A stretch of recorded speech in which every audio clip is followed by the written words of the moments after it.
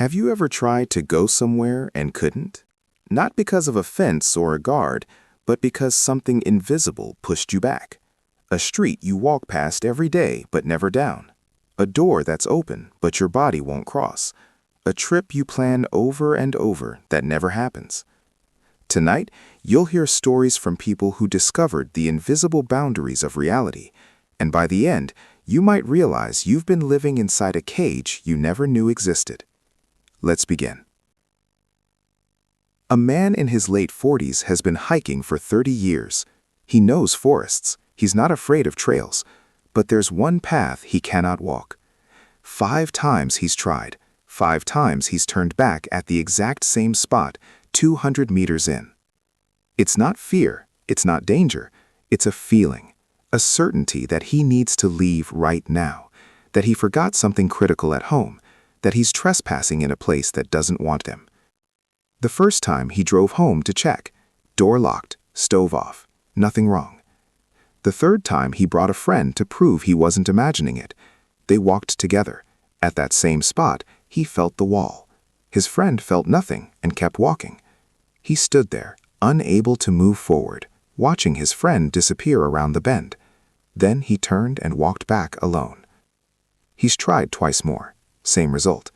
And now, when he thinks about going back, the thought just slides away.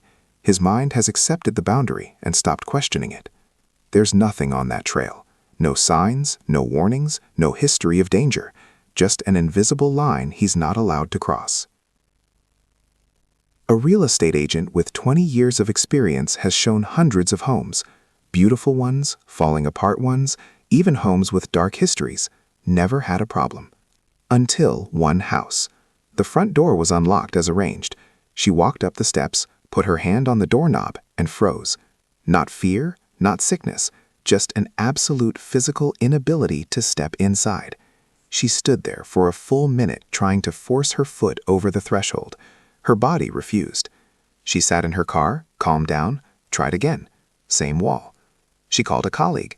The colleague walked straight in, no problem, looked around and said it seemed fine. She tried one more time. Still couldn't enter. She handed the listing off and never went near that house again. To this day, she doesn't know why. There was no smell, no bad vibe about the place itself, just an invisible line her body would not cross. In a small town, there's a street on the map that nobody walks down. A man who'd lived there 15 years didn't even notice until a visitor pointed it out. "Why don't we cut through here?" the visitor asked, looking at a map. "We don't go that way," he said automatically. "Why not?" He paused. He had no answer. He'd never once used that street, even though it would save him 5 minutes. He asked neighbors. Same thing. Everyone avoided it without knowing why. When pressed, they'd say, "It feels weird," or "Something's off about that street."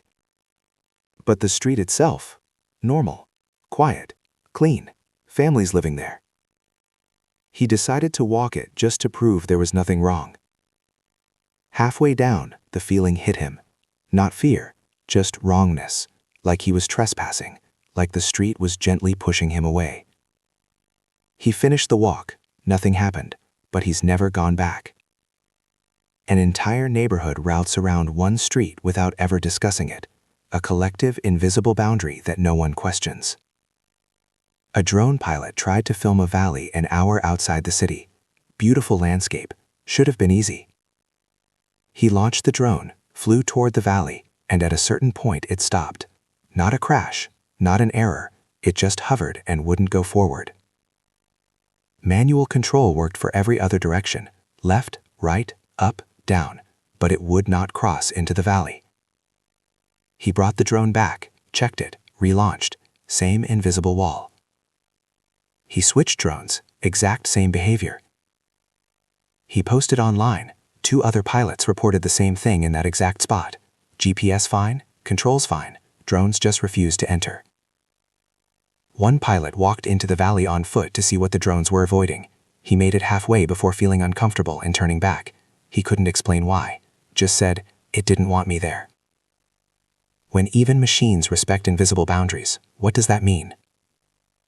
The stories get bigger. A man in his 60s has traveled his whole life, hundreds of trips, dozens of countries. After the pandemic, he tried to start again. He can't leave. No travel bans. He has money and time. He books tickets, makes plans, and every time something stops him. Sickness the day before departure, family emergency, flight canceled, weather, technical issues. He's made it to the airport twice, and both times walked out at the gate with an overwhelming certainty that he shouldn't go. 12 attempts in 2 years, all failed. The world shrank around me, he said. I can visit nearby cities, I can drive around my state, but the moment I try to go farther, reality pushes back. I'm not allowed out of my zone anymore. A woman keeps a travel journal with 50 destinations she wants to visit. In the last 5 years, she's crossed off 3 places, not because she went, but because she gave up trying. Every time she plans a trip to certain locations, plans fall apart. Not one big obstacle, 1,000 small ones that add up to, you can't go there. It's like the world divided into zones, she told me. I was assigned to mine. I can move inside my zone freely, but stepping outside has become almost impossible. Online, more people echo this. I used to travel constantly, now I can't leave my city. Every trip falls through, my world keeps getting smaller. Not politics, not money, something else, like invisible boundaries tightening around them, limiting movement without ever announcing themselves. Here's where it gets strange. A programmer who builds open-world games heard these stories and recognized something. That's invisible walls, he said. In game design, when you don't want players to leave the map, you don't put up a visible fence. You create discomfort. You design terrain that feels wrong. The player thinks they chose to turn back, but really, you made them. He continued, if reality is a simulation, invisible boundaries make perfect sense. Why render the entire planet for every person when you can limit each one to their zone? Build invisible walls. If they try to leave, nudge them back through discomfort, obstacles, circumstances. Most players never realize they're fenced in. They assume the whole world is available, but it's not, just the illusion of freedom. The more you think about it, the more sense it makes, because everyone has boundaries they've never questioned. Places you've never been despite having chances, opportunities that slipped away for reasons you can't remember, doors that were open but you didn't walk through.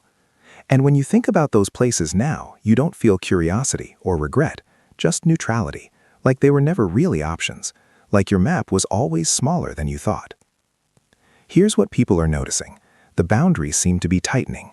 Before 2020, the world felt bigger, more open, more possible. Now it feels like walls are closing in. Maybe it's collective anxiety, wars, pandemics, economic collapse. Maybe we've all retreated into smaller spaces because everything outside feels hostile. But some insist it's more than that.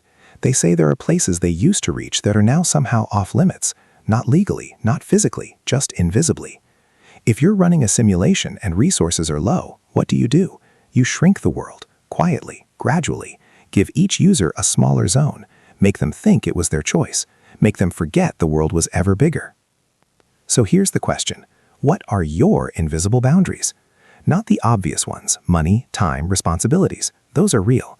I'm talking about the invisible ones. Places you don't go because something feels wrong. Plans that dissolve before they start. Edges of your map you've never tested. Because we all live inside boundaries. We just don't notice them until we push. And when you push, you'll feel it. That soft resistance, that gentle push backward, that quiet voice whispering, turn around, this isn't for you. Maybe it's intuition, self-preservation, the architecture of your mind protecting you from the unknown. Or maybe it's the world itself, showing you the limits of your zone, reminding you that freedom is an illusion, and the map was always smaller than you thought. Write in the comments, tell me your boundaries, the places you can't reach, the trips that never happen, the doors you won't walk through. Because if enough of us share our invisible walls, maybe we'll start to see the shape of the cage we're all living in. Thank you for watching, and remember, just because you can't see the boundary doesn't mean it isn't there.